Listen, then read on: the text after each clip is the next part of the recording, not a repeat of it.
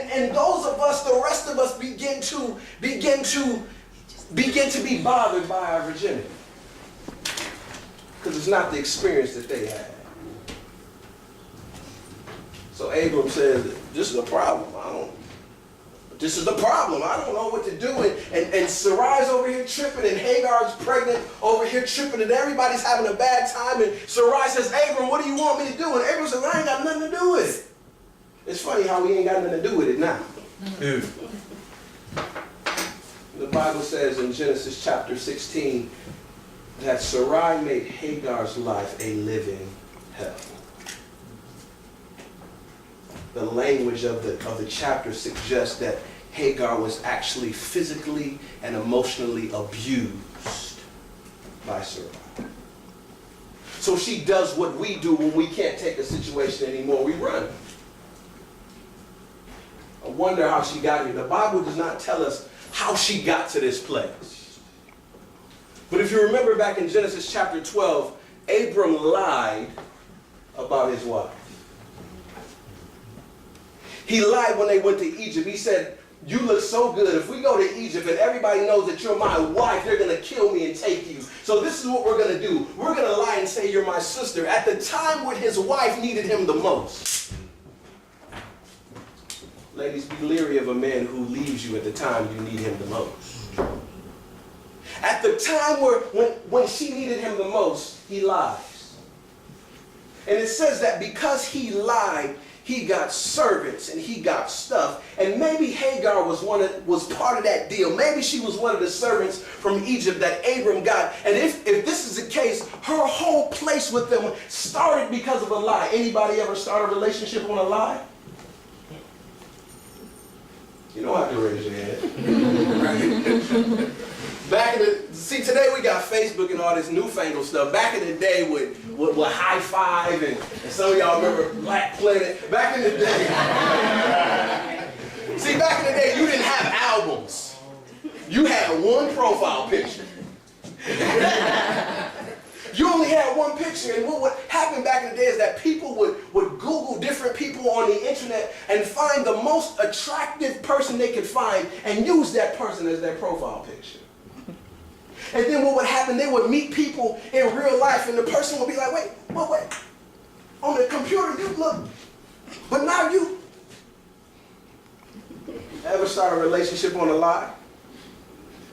Some of us do, because we end up in compromising positions with people who promise to, in the heat of the sexual moment, you say whatever. I love you. I'm going to take care of you. I'll be there for you. I'll die for you. Whatever. All the foolishness that people say, that we say. And then when everything is done and you got what you want, I'm out.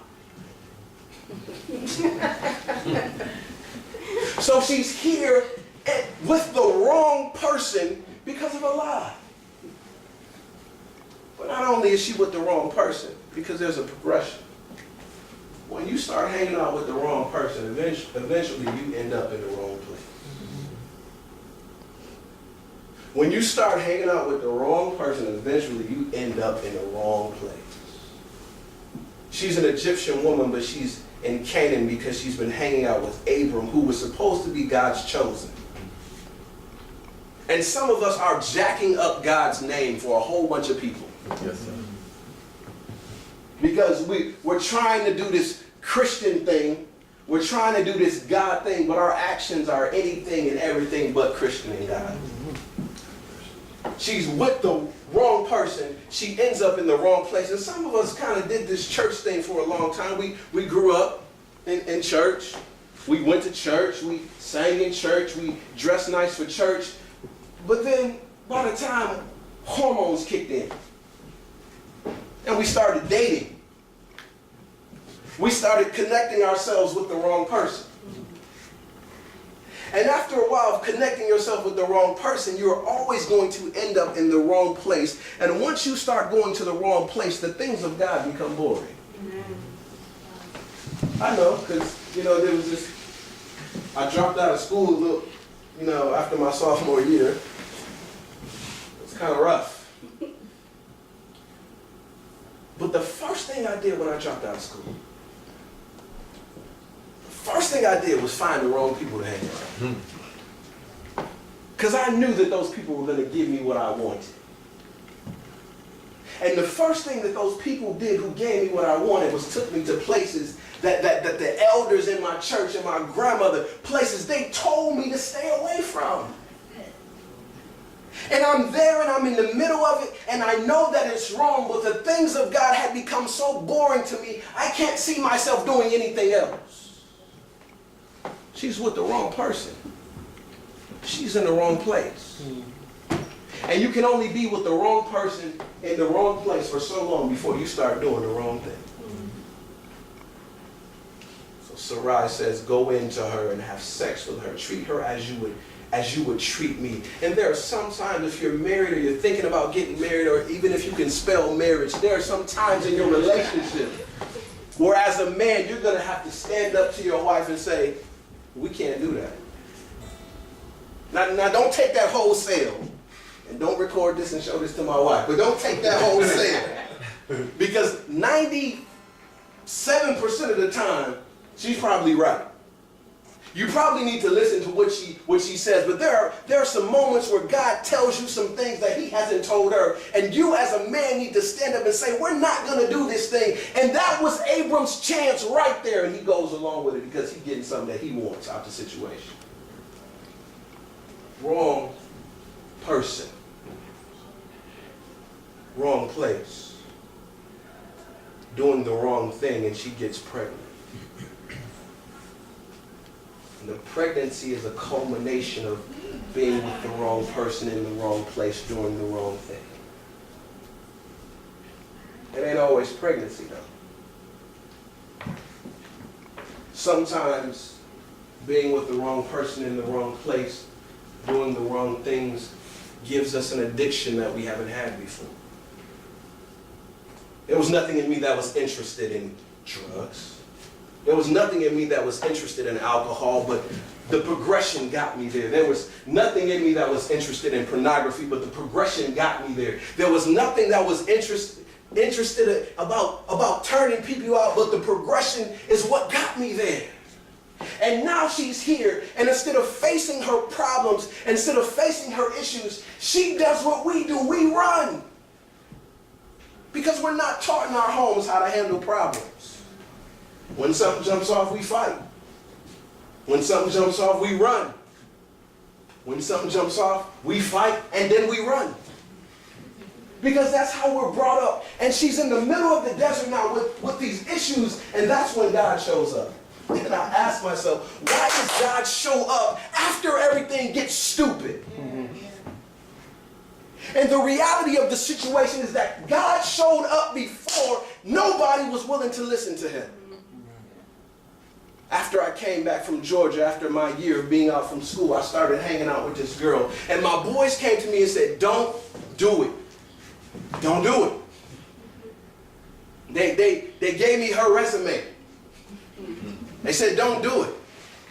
But because I was so interested in what I was possibly getting out of the situation, I did not listen to them. And I won't bore you with all the details of the story, but when I was done with whatever we were done with, I tried to break away from this girl and it got messy. Cops involved. Stuff was burned. Wardrobe bleached. And I'm asking myself in the middle of this thing, God, why didn't you show up before it got this way? And God is like, I showed up. I sent your friends to talk to you. Sometimes God knows that you won't listen to him, so he'll send somebody else to knock on your door. And you know what we do? You know your girl gonna call you and she gonna be like, girl, don't go out with him. So when she calls, you put your phone on silent. I ain't even hear you, girl. God is using people around us, and he's showing up, and nobody pays attention, so she's out there in the middle of the foolishness, and God says, Hagar, what are you doing out here? And she says, God, I got a problem with Sarai. End of Genesis 16, I got a problem with Abram. I got a problem with this, and I got a problem with that. And nowhere in her story, we only get like one line. She only talks about Sarai, but I'm sure she talked about the whole thing. And nowhere in the story did she probably say what she had to do with it. Because she copped the attitude in the house and made things a lot worse than they needed to be.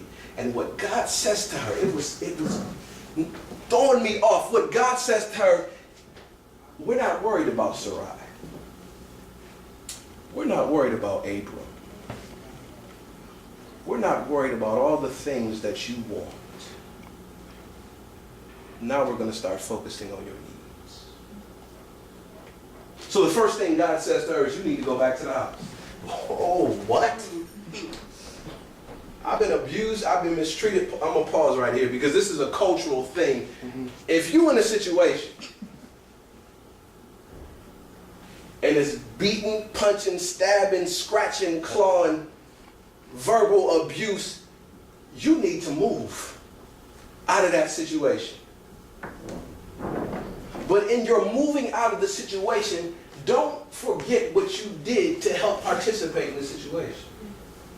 Because if you forget what you did to participate in the situation, you're going to go into another similar situation. So God says to her, go back to the house, because by going back to the house, you got to come face to face with your problems. You got to come face to face with the fact that you got low self-esteem, and the way that you deal with it is crawling under people's covers. You got to come face to face that you got a problem with your sexuality, and you got a problem with dealing with matters of manhood, so you open up your computer late at night to pleasure yourself. You got a problem.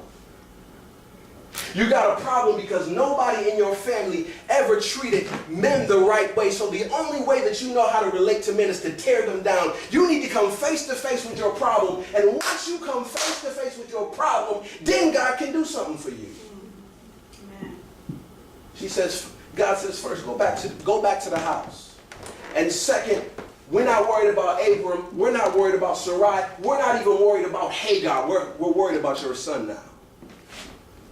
Some of us have had bad relationships and we've gotten pregnant and we've had kids, and the only thing that we're concerned about is not the child. The only thing that we're concerned about is getting what I want. He doesn't love me. He doesn't take care of me. She doesn't reach out to me. Yeah, that's important. Yeah, that you need that. But what about your child? And children are dying in the balance because we're trying to get our wants met and not our needs. Go back to the house and take care of your son. And a lot of us would have been upset. But her response is, I've come face to face with the God who sees. I've come face to face with the God who's concerned. And God says to her, not only do I see, I need you to name your son Ishmael, because Ishmael means God hears. God sees.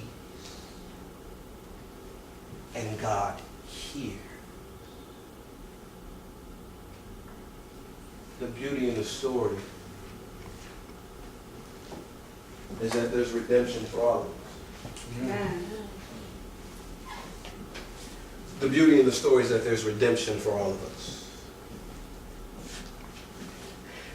And a lot of us, even in this place right now, or somebody who's close to us, we've been in a pattern for so long of wrong person, wrong place, wrong thing. And it falls off and it breaks off when we're hurt and we're spurned, when we go back to the wrong person, in the wrong place, doing the wrong things. But the beauty in the story is that he's already shown up. He's showing up in that brother or sister that invites you to talk about your issue. He's showing up in that old aunt that you can't stand but saying, come on and pray with me. He's showing up in the people who are close to us, who are trying to pull us pull us back from the direction that we're going in. God is saying, I see and I hear and I'm moving, but you need to pay attention. Amen. So before they sing, I need you to think about two things. Think about what you want.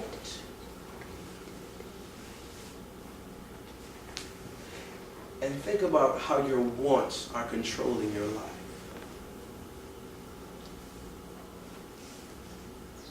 And then think about what you need. What do you honestly need? Your relationship with your dad, what do you need? Is it a model or a mentor? What do you need? Is it the assurance that God is going to put you in a place where he wants you? What do you need? And after they sing, go pray for the strength to turn from what we want and focus on what God knows. Amen. Amen.